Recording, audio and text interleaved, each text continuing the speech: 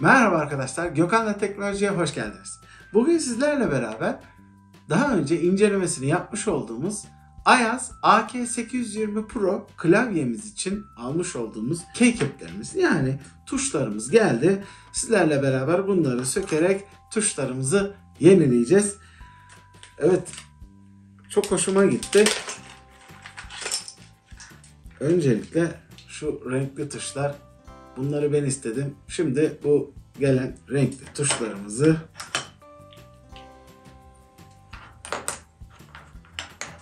ve diğer tuşlarımızı bunun içerisinde değiştirmeye başlayacağız. Evet arkadaşlar, gördüğünüz gibi bu tuşlarımız bu şekilde.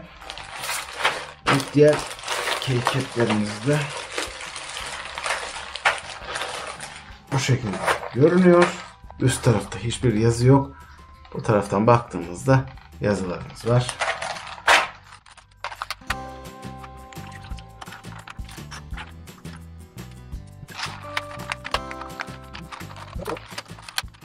Evet arkadaşlar, tuşlarımız bu şekilde siyahtan beyaza doğru geçiyor.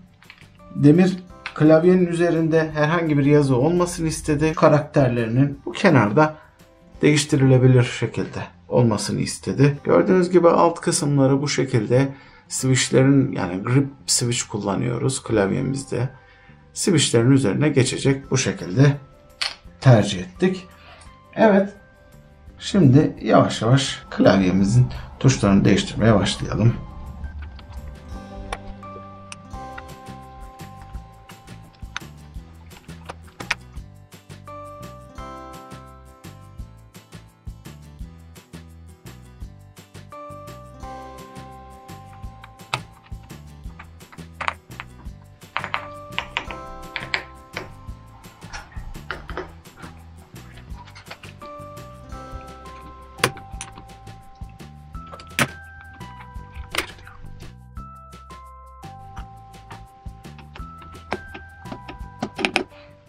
Evet arkadaşlar, ZU markasının Coral mercan olarak geçen tuşlarından Escape, Shift, Backspace ve Space büyük tuşumuzu değiştirdik. Evet, bunlar da Keycaps Factory'den almış olduğumuz Keycaps Grey olarak geçen modelinin şimdi diğer tuşları değiştirmeye başlayacağız.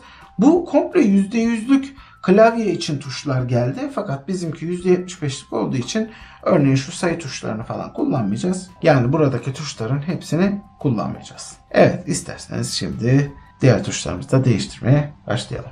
Evet, bu baştan sırayla sökmeye başlayacağız. Birkaç tanesini ben sökeceğim. Gerisini Demir'e söktüreceğim.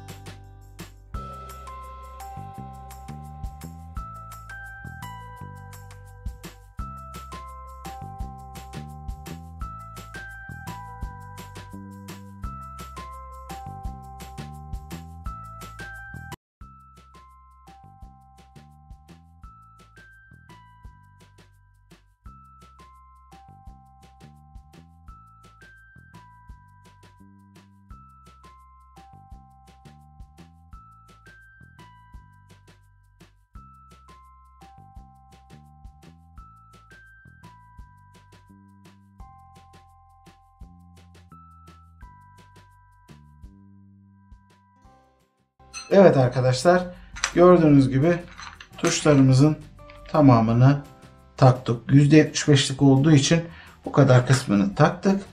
Geri kalan kısmı büyük klavyeler olduğu için bunlar da yedek olarak kalacak. Evet arkadaşlar, klavyemizin görünümü bu şekilde.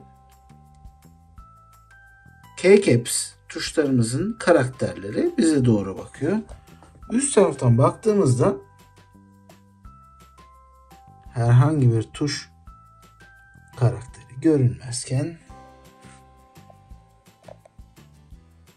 karşıdan baktığımızda bütün karakterler görünüyor. Evet, ışıklı ortamda ise bu şekilde. yine karşıdan baktığımızda tuşlarımız bu şekilde görünüyor.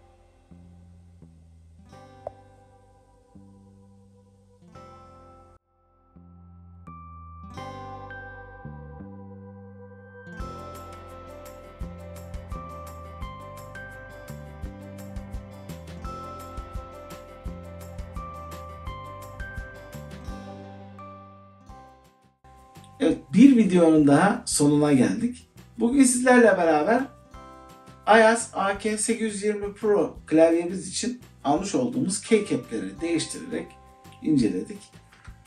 Benim çok hoşuma gitti. Estetik olarak çok güzel görünüyor. Klavyenin zaten kullanımından çok memnunuz.